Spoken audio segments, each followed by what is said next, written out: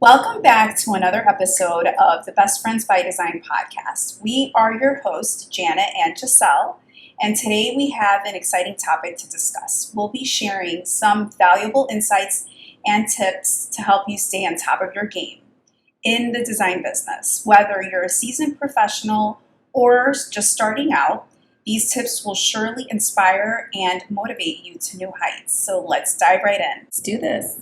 So the topics that we're going to discuss today are mindset tips, industry events, keeping up with new trends and products, and continuing education. It all starts with mindset, right? Yeah. If your mind isn't right, then you can't do the rest that comes with it. I think surrounding yourself with the right people, I think, is key. Yeah. I think being around the people with the same mindset that you have is really important. Positive people even that like you want to aspire to be like, or your business to be like. I think it's really important. Network events are great to meet those kind of people. Yeah. And you know, as far as mindset goes, like, you have to manage your energy. You know, it's like, just like time management is important, energy management is just as important. You know, this industry, you know, you can like burn out really fast. So you want to keep your mind fresh, you know, your focus fresh, and you don't want to get into like overwhelm, which we can easily get to, right? Absolutely. With everything we have to handle in our business, for our clients, there's so many factors. Yeah. And it can be very overwhelming.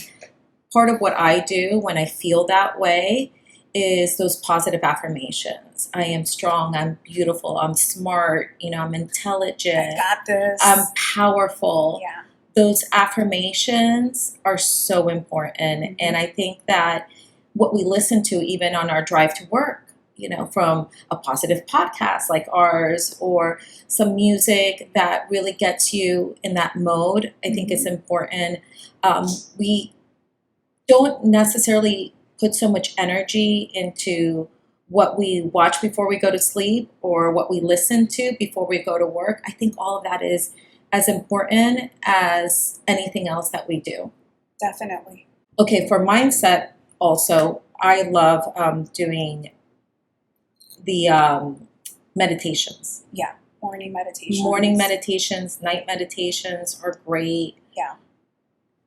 Taking that time to like calm your system down, calm your mind down. So you need those quiet moments, and these guided meditations really help me. I know you do them as well. Yeah, I do. I do the nighttime ones. What I like to do is, when I know I have a lot on my plate and there's a lot I need to do and I'm on like deadlines and so much going on, I make sure that every night I like, in my notes on my phone, I just write everything I need to do the next day. Mm-hmm. And then once I have my list, I like put them in priority, you know, so this is the most important one that I need to like tackle right away. And then these are the things that I can have, you know, my assistant help me with, or, you know, maybe the project manager can, you know, take care of this.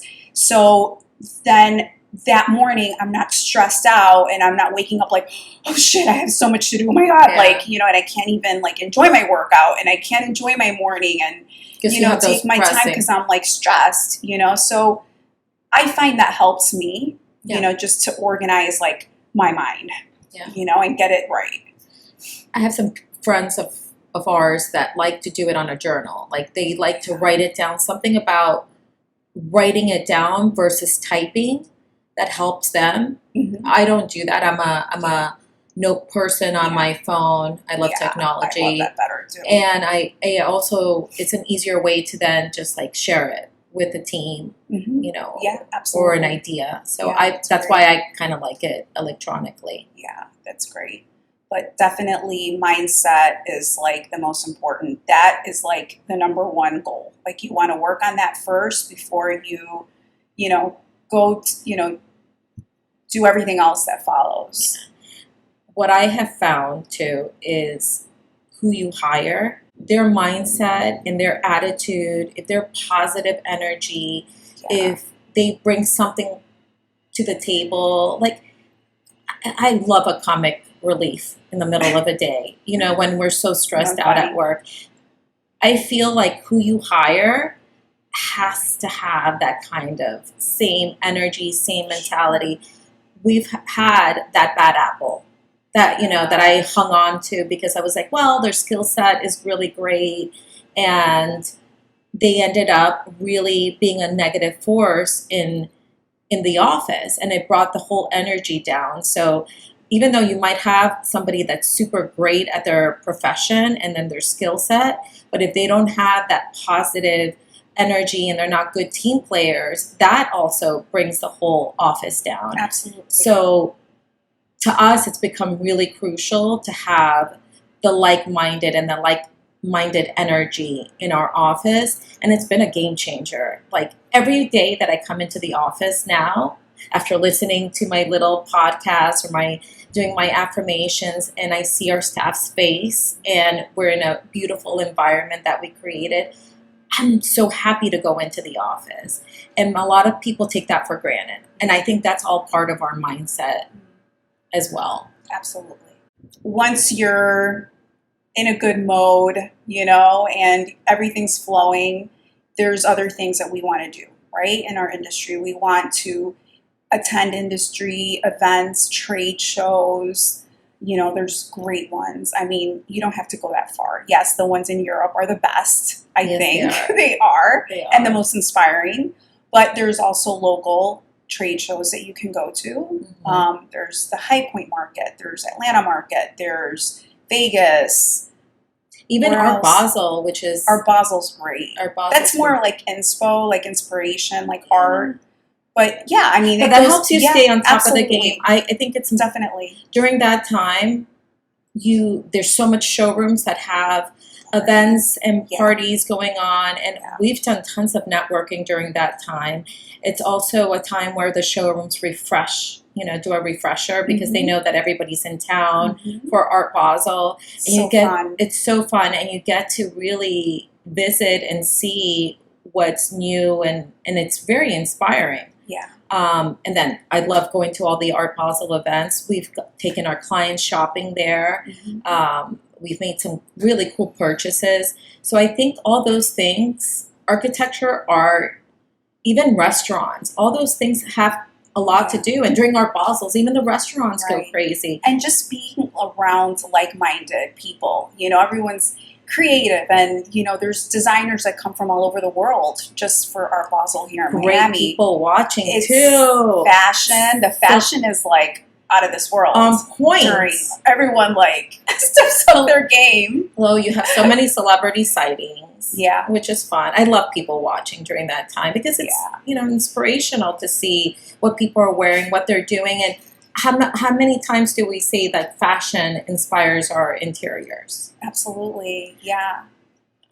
Dolce & Gabbana had done a cool during Art Basel.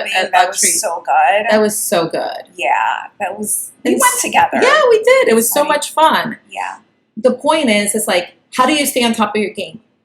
Don't take any of these things for granted. Absolutely. Do them. Yeah, do them. You think, you're just having a good time. But when you're there, be present. Yeah. Exactly. Put your alcohol down for a second, or whatever your fun little thing that you do. Take that photo opportunity. Take the photos, meet the people, be present. Yeah. Because these are great opportunities to connect with potential client. Absolutely. Yeah. Salon is amazing. I'm kind of obsessed with Salon. I'm going with you next year. You better. Oh my gosh, I haven't gone. We're already starting to plan. I think the last one I went to was 2019 before COVID. That year before it shut down. I think Salone is so inspirational. Number one, you're in Milan. Yeah, it's a marathon though. It's a marathon. And what you wear to that show in particular is so important because you're walking miles, right? I think I counted 15 miles one day. And then you go out after. And you're, So we have to do another podcast on what to wear. What to wear. Probably just on the right shoe to wear. Exactly. Yeah. How to plan your outfits. How to plan your footwear. But Salone is definitely one of the most inspirational shows I found. But you went to the one in Paris. I love that year. Yes. I went to it this year also. Paris is Paris. It's Paris. And it's outdoors too. It's a total, you can't even compare the two. Yeah. They're just completely different. We're going to have to do another podcast on that, on what restaurants you have to go to, because these designers do gorgeous jobs in the interiors. Yes. And even the fashion brands are good to see. And forget about you need an itinerary, a very detailed itinerary of where you're going to visit, where you're going to go to. We've been visiting a lot, so we've gotten more familiar with the different areas and how to kind of plan out where you're going to go so it's more efficient, especially if you're on foot. Absolutely. Yeah, Paris is tricky because it's kind of hard to navigate the streets. Yeah. In that little area. It is. Left bank is tricky. You need a compass. How about the Paris flea market? Oh, I love it. I got my vintage Chanel bag. There you go. The first time that I went. And but the furniture there, vintage pieces, art. Oh, beautiful. We did models at the St. Regis, and we went on a shopping spree. Actually, I went with my mom. Yeah. And, of course, she was managing my budget, which was whatever. But it was so much fun. I got to share that with her. And the fun part was we had allocated budgets for each of the models that we were doing.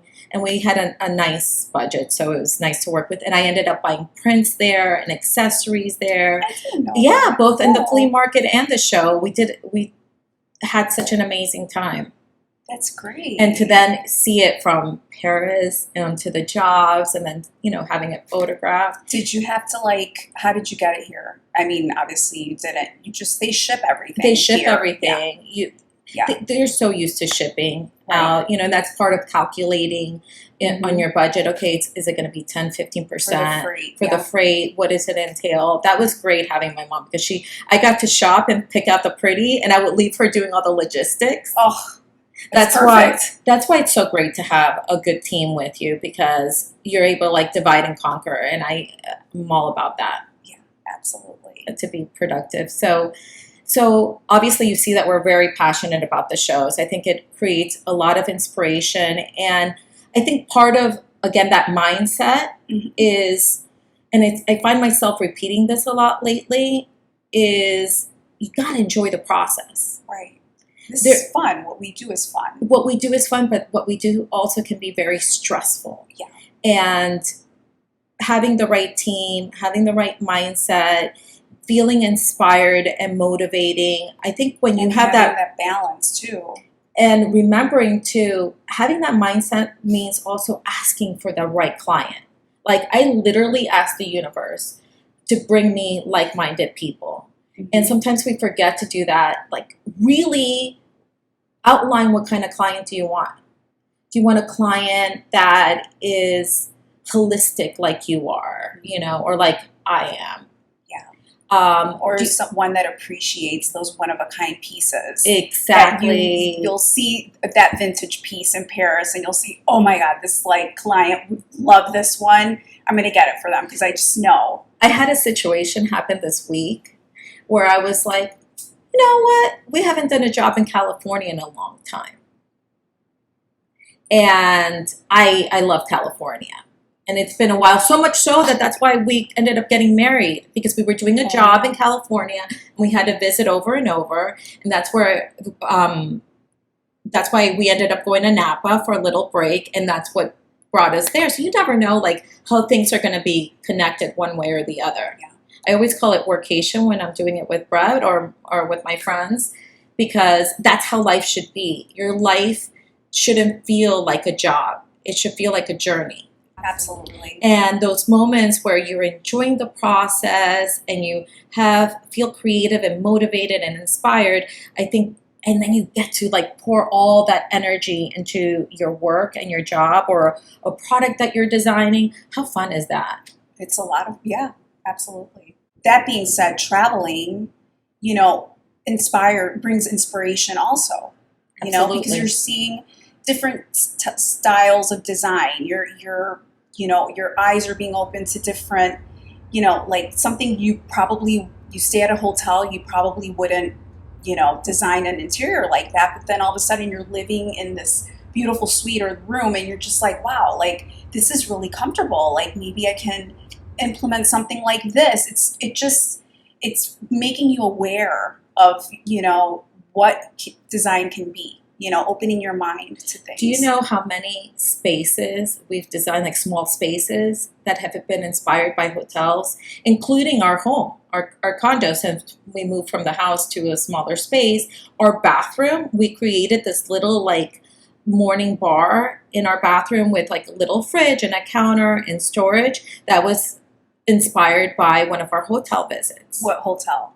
I can't remember which hotel off the top of my head, but that function, yeah, we found it repeated in different hotels, the little morning kind of kitchens that they provide you with. And I was like, oh, how useful will this be? I thought I was going to have That's great. Yeah. I thought I was going to have my little coffee there, so we didn't have to walk downstairs to grab our coffee, but I ended up filling it up with all my facial products, because I like to have like my rollers and my products cold, and like the stuff for my under eyes and all that goes in the fridge. And that's something that when we've walked our clients through, they've really enjoyed, and now we're implementing them in their primary suites, or in a bar, in a theater. So those are our great inspirational moments. Absolutely. And then, so that takes us to keeping on top of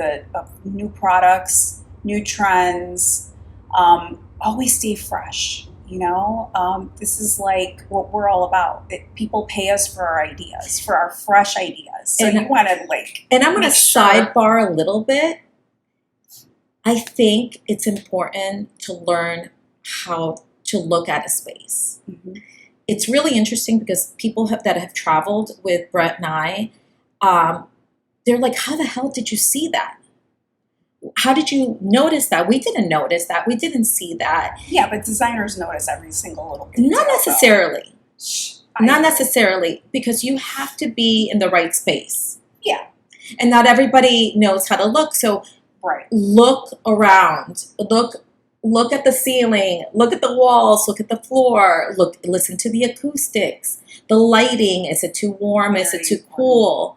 And it's all opportunities to be educated on what experience did you have in that space? Mm-hmm. Did you feel cold?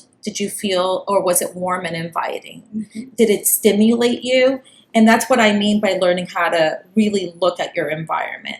Like stop, take the time. I think we're also busy sometimes even photographing and videoing content that you don't really take the time to really stop and be of the mindset of observing it, and like really taking it in. Mm-hmm.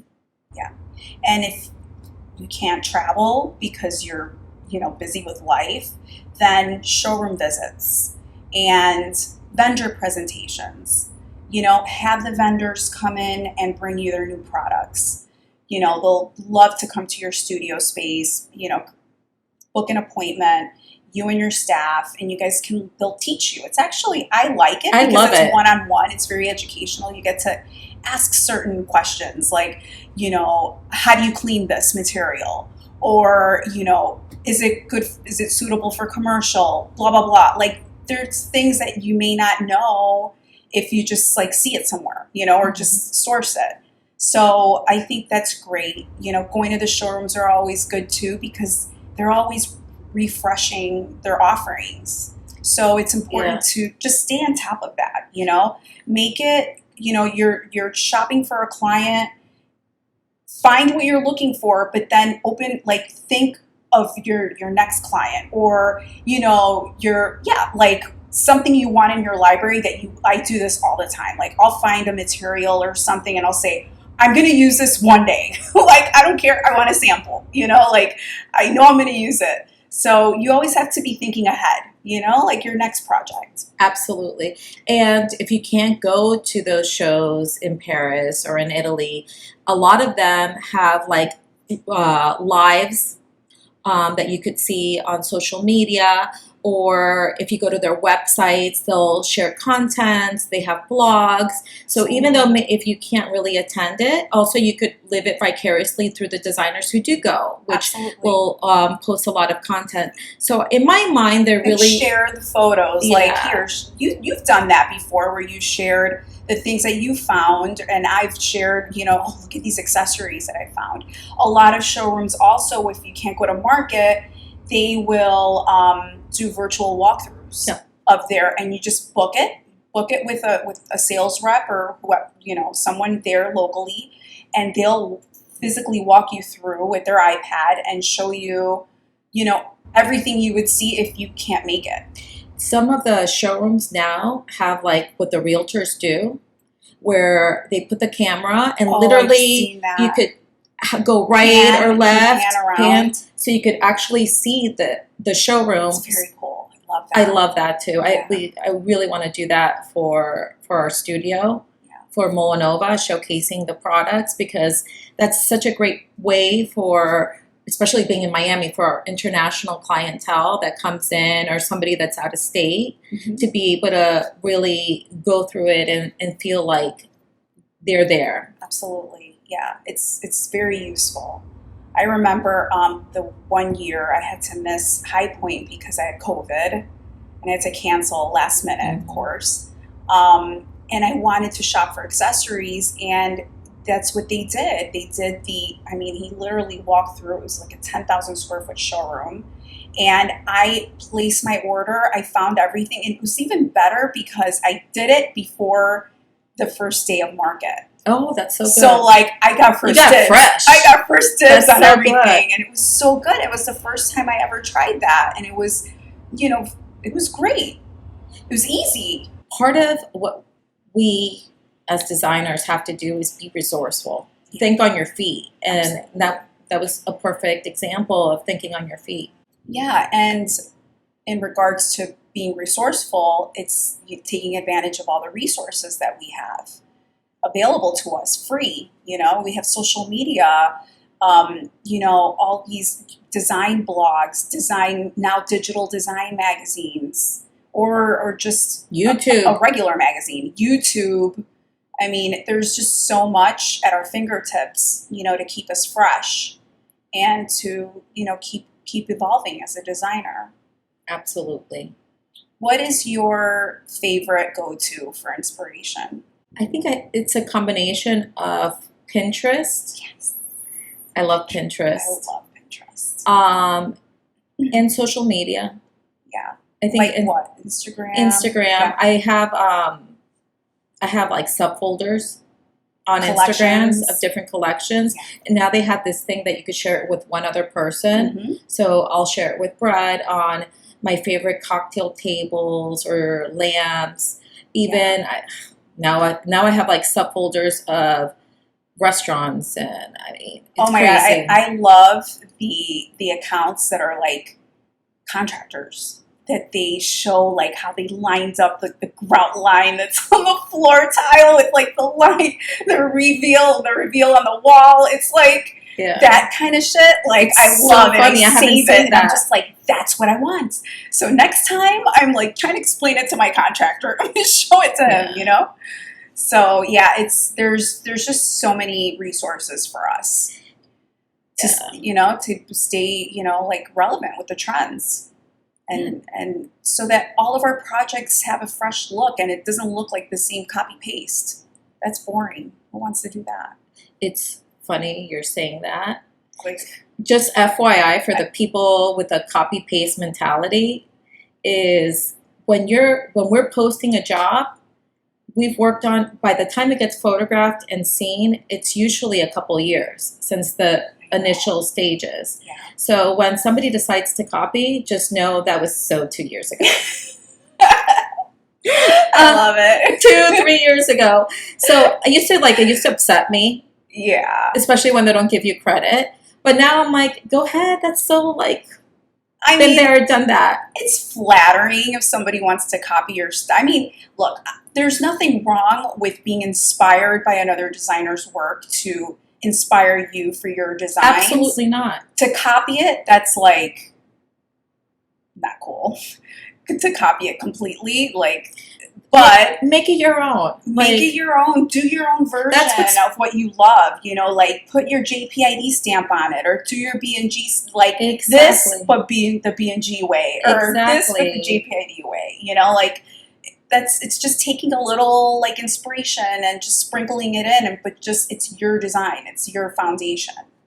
I even Your have eye. I even have a hard time with clients asking us to repeat one of our own designs. Yeah. They're like, oh, we like this. And I'm like, yeah, but no.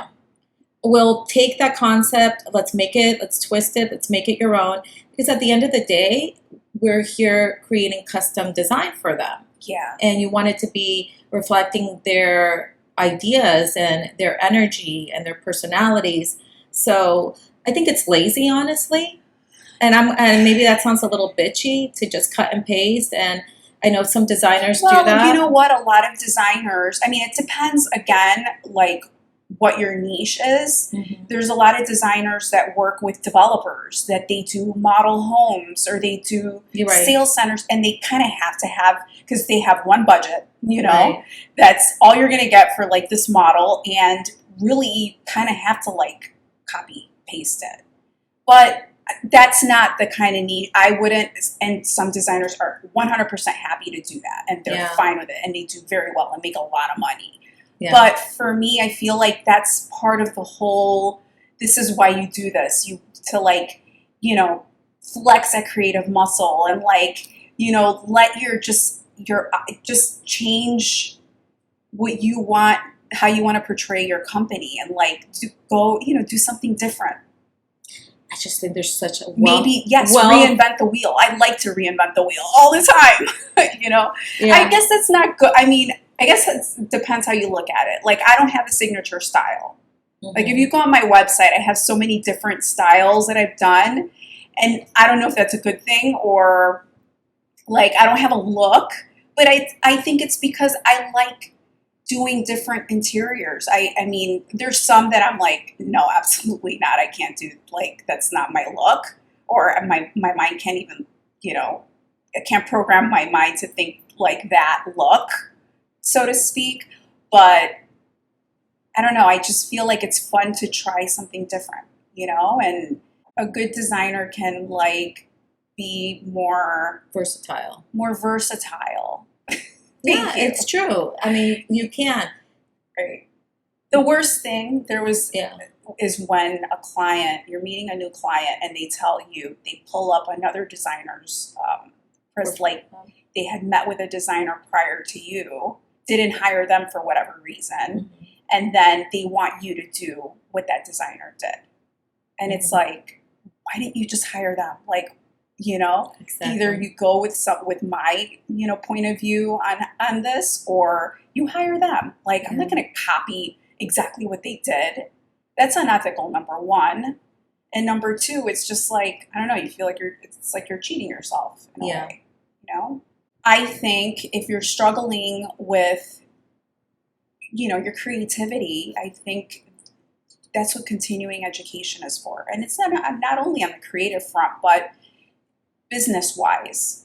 We have, you know, there's webinars, courses you can take, if you're licensed, podcasts like ours, you know, or design. There's amazing design podcasts. Remember, if you're a licensed designer, in order for you to keep your license current, you need to be able. You have to do continue. It's required. Which reminds me. I know. So that's something that is required, but I think continuing education really helps you stay on top of your game, because there's always new technology coming up. Like, we're getting ready to have a meeting so our clients could have that virtual walkthrough. what a great experience for them to be able to put their goggles and to really feel what the space is going to look like. And that's something that we're wanting to offer our clients. And I think it's going to be a game changer. I think the moment that you stop educating yourself and you stop evolving, you're a dinosaur. So in order to keep up with the demands, and I think clientele is becoming more and more educated about what's available, what technologies are available. They understand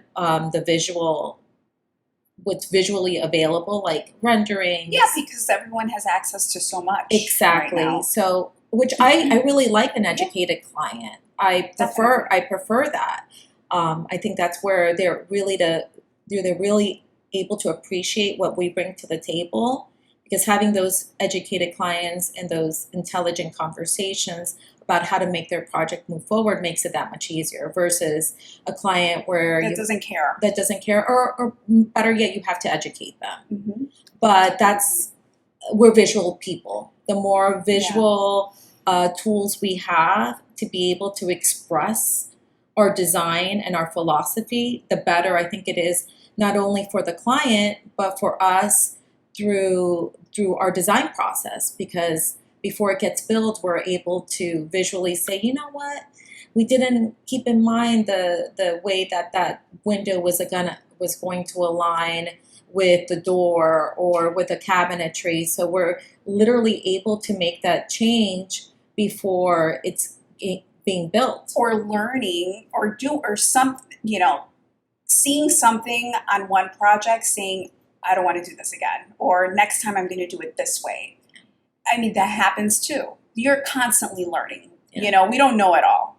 Absolutely not. And there's always something to learn, something to make you better, a better designer, a better business person. So, get a coach. That's like, I'm telling you, like, I always say that. That was, like, for me, my game changer, and still is. It's the best money spent.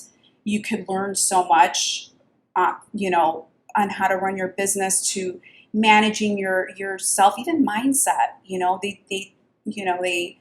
They coach you on that as well. Marketing, like the whole thing. Coming up with a plan. You need a plan for everything in life, right? You need a plan. There's one that we want to go to that we're still trying to decide. Oh, Design Camp. Design Camp looks so interesting to me. We're going to do our own version of Design Camp one day. Oh, that's the goal? We're manifesting that shit. We're manifesting. That's great. Yeah, because especially in coaching, we did something similar. Like, all of my coaches' members, which were other designers from everywhere, from New York, California. I mean, we would all get together 2 times a year, 3 times a year sometimes, and do a retreat. Nice. And it's a stayover. We travel somewhere, and there's meetings like all day, coaching sessions, mindset sessions. And then at night, after, you get to have dinner together throughout, lunch, snacks, dinner together, drinks, and you get to just collaborate and get different points of view. And you always have something to learn, a takeaway from another designer. There's always something to learn. It's so true. Always. We normally, when we go to Salone or go to the shows, we go with a couple of our friend designers, and it's so great because we get to experience it together.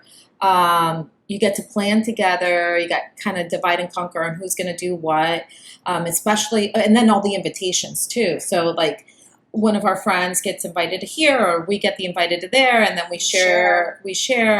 So it's such a great thing to be able to experience it together, and then reminding each other, hey, wasn't this cool? Wasn't that cool? And then it's fun. It's really a game changer. It's been for us ever since we started attending. Yeah, that's great. So there you have it. I hope that you enjoyed hearing some of our valuable tips to keep you on your game in your design business.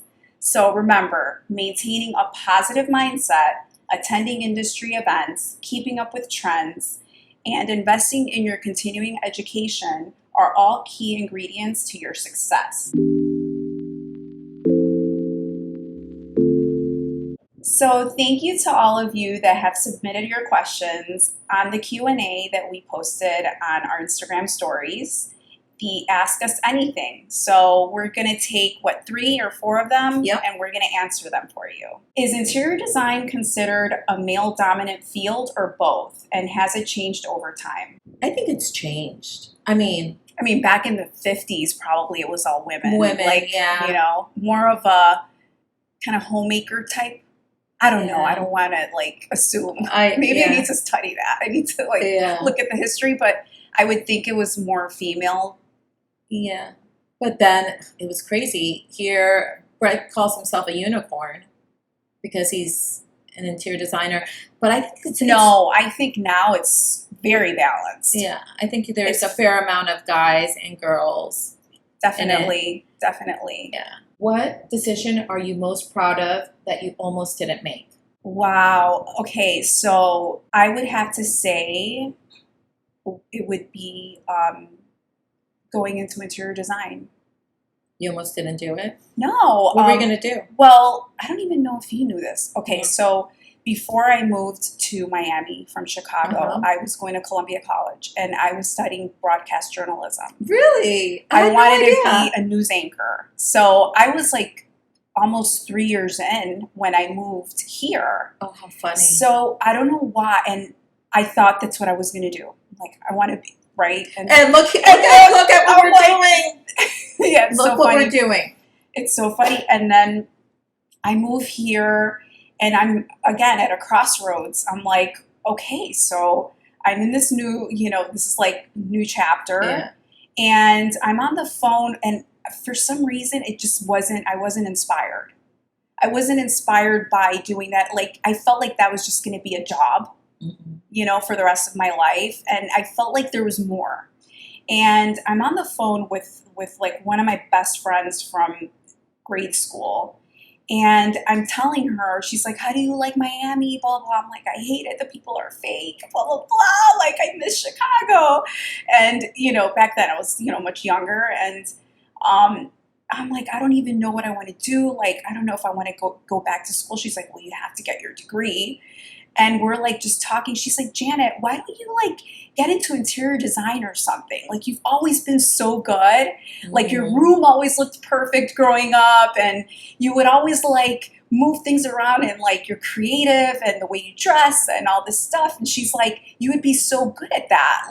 Remember you would, rearrange the furniture in your mom's house all the time. And I'm thinking, but can that be a job? That was the first thing. How much do they make? That's fun. That's something you do for fun. Little did I know. And then that same night that I was speaking with her, I just we didn't even have Google at that time, I don't think. Where did I find? I think we did actually. I just started searching interior design schools, and I found the Art Institute of Fort Lauderdale. And I looked it up, and I was like, oh my God, this tuition is so expensive. It was $50,000 back then, $40,000. So they had a residential design diploma. It was a 1-year program. And I said, okay, it's 1 year. It's if I hate it, I just go back.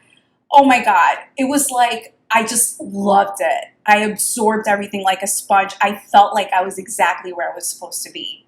And from there, I would go to Barnes & Noble and start looking at the Florida Design and all the design magazines. And I would just go to the bookstore and just go through them.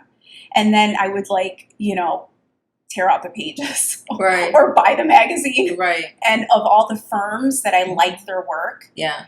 And which one I wanted to work at. And it was the thing. And I had this little folder that I had all the firms that I wanted to work at, the tear outs from their ads in the design magazines.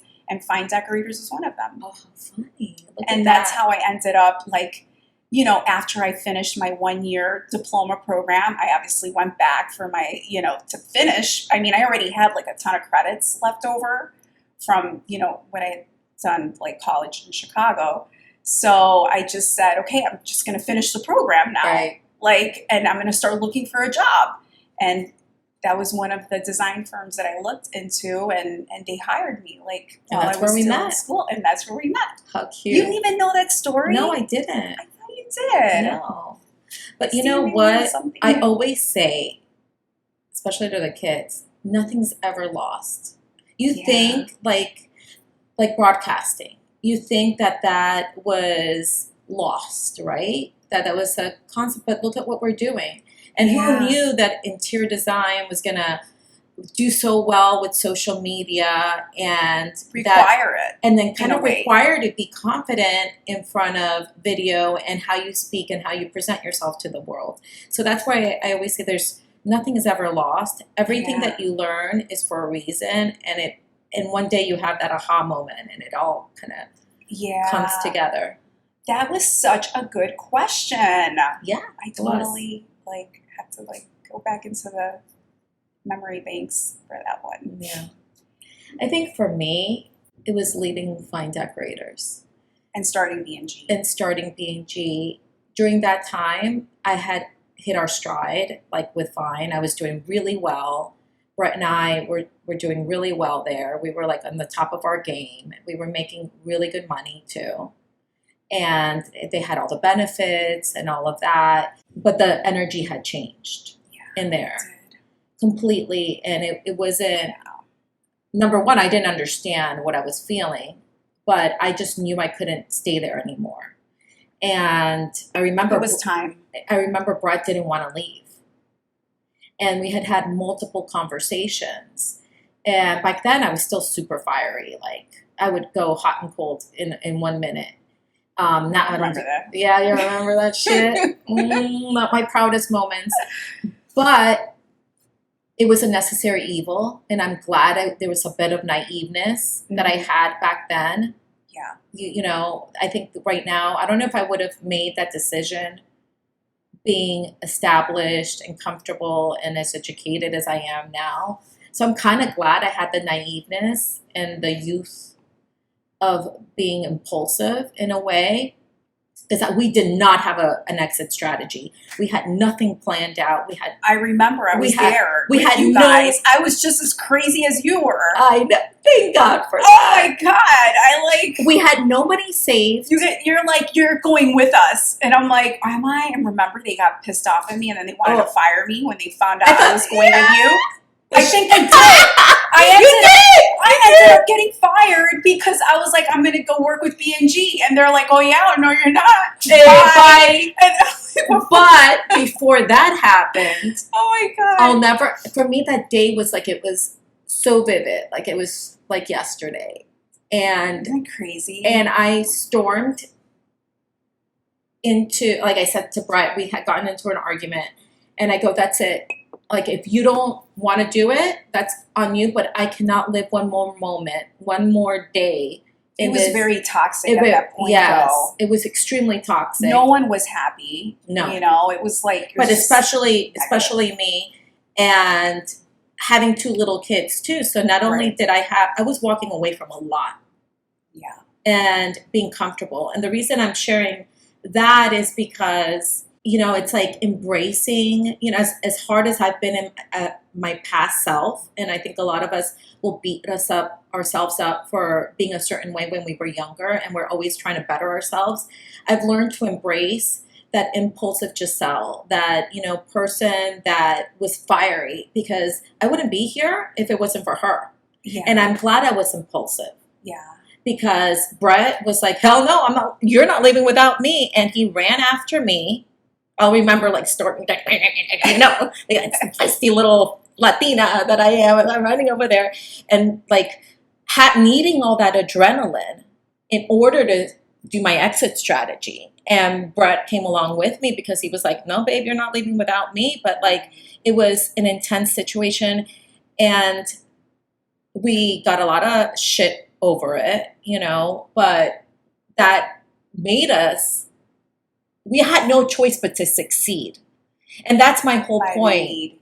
That's my point. We had nothing planned, and it's not the way that I would recommend, my kids to do things. I would say, hey, have an extra strategy, have money saved, have a plan B. But my story or our story goes where we didn't have a plan B, and it wasn't all calculated, which being a Virgo, I like to calculate everything. But all that energy and all that, I think, anger and frustration and the possibility was what drove us to open up B&G, to do everything that we've done in our career, because we were hungry.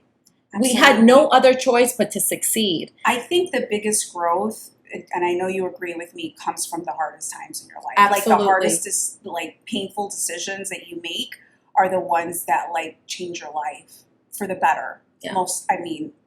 Guaranteed. Well, and I do have to say that I had amazing instincts, because little did we know when we were leaving there in a very established company that they would close a year later. That company went under, and B&G is, I'm proud to say, 17 plus years here, and they're closed. So needless to say, listen to your instinct. Don't be, it's scary to make those decisions. Yeah. Well, those are the scary decisions that really brought us to this next level. Okay, so our next question. Oh my God. Okay, yeah. I could have gone emotional on that one. All right. In regards to design style, can you have one look and have a different look or theme in another room? I think so. Let's answer this together. Let's see if we say the same thing. What is the most important, when you're doing that, what is the most important element? Is having a common thread. Exactly. Yeah, a common thread. Whether it's the wood finishes or something has to tie it all in together so that it's cohesive. You want your home to feel like a flow of different experiences. Exactly. Telling a story. Telling a story, and also as human beings, we need different stories to be told in the home. Mm-hmm. And what I mean by that is, we need spaces sometimes that make us feel open and light. Yeah. And we need sometimes spaces that make us feel cozy and protected. And nestled in. And we need sometimes those wow moments. So I feel that when we're designing that wild card, you always need a little wild card. And a little, don't play it safe. Exactly. Throw in, our most successful jobs, or that we're most proud of, was when you're risky. When we take the risk. Take the risk. And now with all these visual tools, because you upped your game, right? Mm-hmm. The risks become less and less, because if you visually see it and you're comfortable with it, then you can go for it, right? Yeah. But that storytelling of a home or a commercial space, I think is a key factor. Have those wow moments. I like to take risks in those powder rooms. So those powder rooms, let's say you want a very light, airy, very beachy feel, mm-hmm. and let's say you want to take it a little bit over the top in a powder room. That's a great space to do it. Yeah. Or I even like doing it in theaters and dance. Those kind of spaces are opportunities to maybe. But not every room is going to be a different thing. No. But as far as common thread, wood finishes or the lighting, please, people, same lighting temperature throughout. Do not change the light. Oh my God, that makes me cringe when I see that. I know. Yes, so lighting, there's ways to tie in one space with the other and make it, and still have different experiences in each room. That's fine. Yeah. So I hope that answered that question.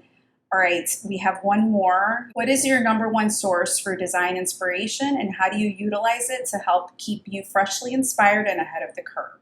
Pinterest. I love Pinterest. Pinterest.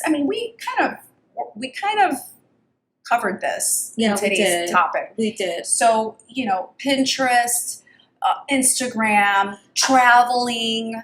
Get out there. I will say, it's look, work will always be there no matter what. And we have so many tools and technology. You could take your laptop and your iPad.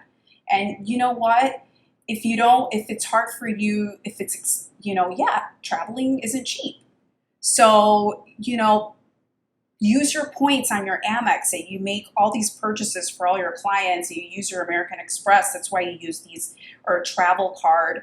you get points, and you can use those points towards your travel, for your time, for your inspiration. It's making, right? It's making you a better designer. It's things that are going to help you grow on a personal level and on a bit, professional level, right? What I started doing with these shows, because you see all this stuff, right?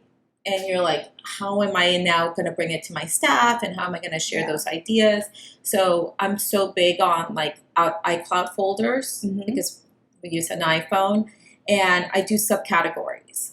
So I do it sometimes I'll do it by different vendors. And now I've learned to put like Milan, so all the M's come out when I do my subfolders, and then I save it. So when I want to look for a product it's so hard to remember. There's so many vendors. I know that I can look at those subfolders. You know what's the worst? I know this has happened to you when you go to one of these shows and you take all these pictures, but you forget to take the picture of the vendor. Oh my God. In the showroom, and it's like, where is it from? I'm like trying to like zoom into the tag to see if I see anything. That is the worst. So please always take a picture of the a business card or the QR code, scan it, save it, so that you know what. That's a tip. That's a trade show tip, actually. Absolutely. But yeah. Absolutely. So thanks for submitting your questions. We will be posting that again. So go ahead, ask us anything. And keep the questions coming, and please share your topics that you want to hear us talk about on our podcast. We'd love to hear from you, and thank you. And thank you for another fun podcast. And so we don't mention this, but this is your office. This is where we're doing your podcast. This is our set. This is our set design. Thank you for hosting. I really appreciate it. And the beautiful flowers. We always have our flowers or arrangements custom made. Yeah. We have anemones. We have ranunculus. We have a lot of really pretty things. And we'll have to take a picture of like how we set up this podcast so you guys could see it. It's eventful, to say the least. But thank you for hosting us. Of course. Yeah, we really appreciate it. Bye, baby. Love ya. To the next one. Yes.